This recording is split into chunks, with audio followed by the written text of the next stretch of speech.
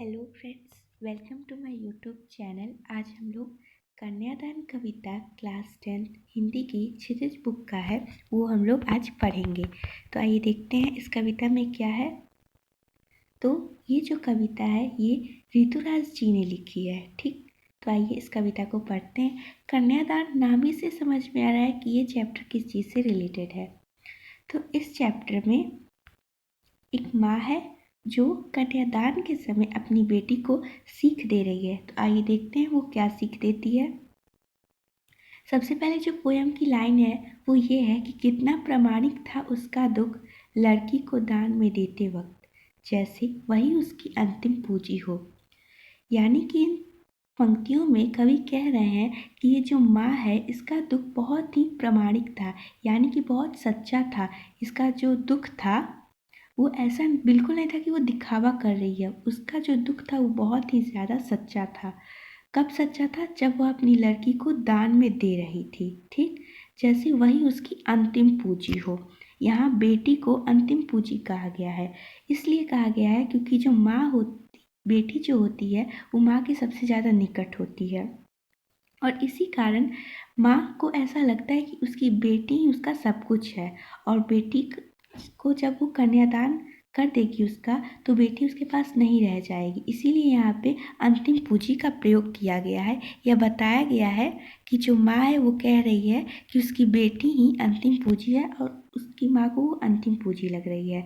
ठीक, उसके बाद से कहा गया है कि लड़की अभी सयानी नहीं थी, अभी इतनी भोली सरल थी कि उसे सुख का आभास तो होता था लेकिन दुख बाँचना नहीं आता था।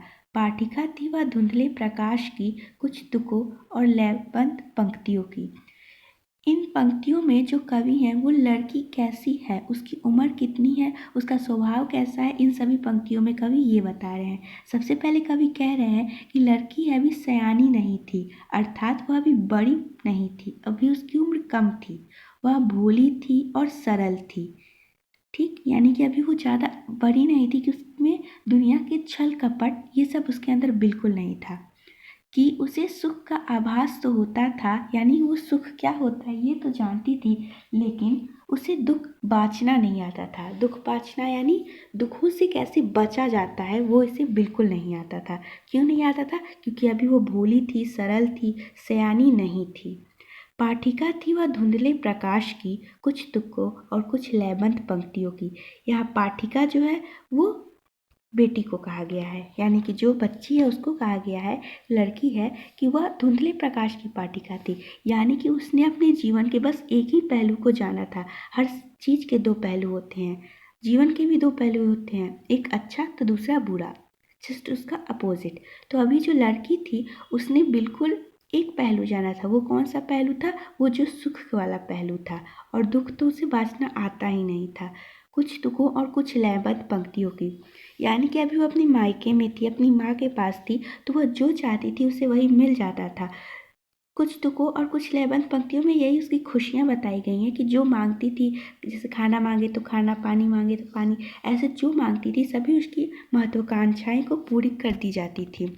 क्योंकि इसलिए पूरी कर दी जाती थी क्योंकि अभी वह अपने घर में थी और उसे सुख तो पता होता था कि सुख क्या है, लेकिन दुख क्या है उसे नहीं पता था, और दुखों से बचा कैसे जाता है वह भी उसकी बेटी को नहीं आता था। ठीक, तो आगे बढ़ते हैं। फिर आगे वाली लाइन में जो माँ है वो अपनी बेटी को सीख दे रही है। सबसे पहले वो अपनी बेटी को समझाती है कि माँ ने कहा पानी में झाँक कर अपने चेहरे पर मत रीझना। आग रोटियां सेकने के लिए है, जलने के लिए नहीं। वस्त्र और आभूषण शाब्दिक भ्रमों की तरह बंधन है स्त्री जीवन के। अब माँ कह रही है, अब माँ अपनी बेटी को सीख दे रही है। तो सबसे पहले वो अपनी बेटी से कहती है, पानी में अपनी बेटी को दिखाकर कि देखो पानी को अपने चेहरे पर मत रीझना। यानी कि जब भी तुम अपना, यहाँ पे पानी जो है वो दर्पण से लिया गया, यानी शीशा, जब भी तुम अपना चेहरा शीशे में देखना तो अपने चेहरे पर बिल्कुल भी घमंड मत करना। और आग का जो प्रयोग है वो हमेशा रोटियां बनाने के लिए करना, अपने ऊपर अपने जलने पर मत करना। यहाँ पे जलने का मतलब जो स्त्रियों को जो जलाकर मार दिया जाता है, दहेज प्रथा, उसके लिए जलने का प्रयोग किया गया है। वस्त्र और आभूषण शाब्दिक भ्रमों की तरह बंधन है स्त्री जीवन के। यानी कि अब माँ अपनी बेटी को कह रही है कि वस्त्र और आभूषण इनकी मोह माया में बिल्कुल मत पड़ना, क्योंकि ये स्त्री जीवन के बंधन होते हैं। जब स्त्रियां इसमें पड़ जाती हैं तो जो पुरुष वर्गीय समाज होता है वो उन पर अत्याचार करने लगते हैं। तो इन पंक्तियों में वह अपनी बेटी को यही सीख दे रही हैं कि अपने चेहरे पर मत रखना, आज का प्रयोग रोटियां सेकने के लिए करना, और वस्त्र और आभूषण इन दोनों में मत पड़ना। ठीक, आगे वाली पंक्तियाँ देखते हैं। अब इसमें बहुत ही इम्पॉर्टेंट लाइन है ये पूरे चैप्टर, पूरी कविता की। इसमें क्या कह रही है माँ? माँ ने कहा लड़की होना पर लड़की जैसी मत दिखाई देना। इसका क्या मतलब हुआ? इसका मतलब ये हुआ कि माँ अपनी बेटी को कह रही है कि हाँ तुम लड़की हो, इसमें कोई गलत नहीं कि तुम लड़की हो, लेकिन लड़की जैसी मत दिखाई देना। इसका मतलब ये नहीं कि तुम लड़की के कपड़े पहनने लगो, नहीं, बिल्कुल नहीं है। इसका मतलब ये है कि लड़की के अंदर क्या गुण होते हैं। सबसे पहला गुण, वह सीधी होती है, सरल होती है, उसे सुख लेना आता है, लेकिन दुख से कैसे बचा जाए ये सब नहीं आता, और उसके अंदर छल कपट नहीं होता, और बुरा किसी के साथ नहीं करती है। तो ऐसा तुम बिल्कुल मत होना।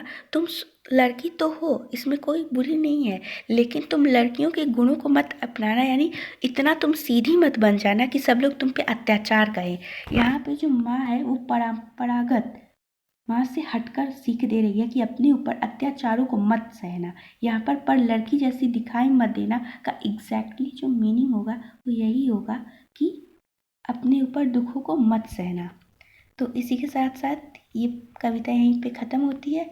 आई होप ये वीडियो आपको अच्छी लगी होगी और आपके सारे डाउट्स क्लियर हो गए होंगे। Thank you.